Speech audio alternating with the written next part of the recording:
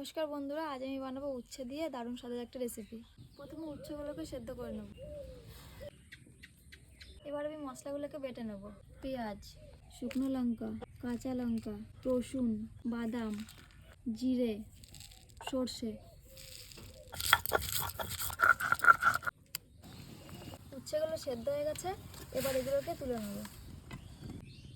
কালো জিরে, পেঁয়াজ, বেটে রাখা মশলাটা দিয়ে দেবো, লবণ, হলুদ। মশলাগুলো ভাজা হয়ে গেছে, এবার তুলে নেব।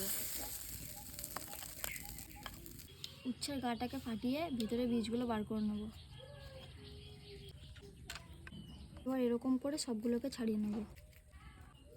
এবার এক এক করে সবগুলোর ভিতরে মশলাগুলো ভরে নেব।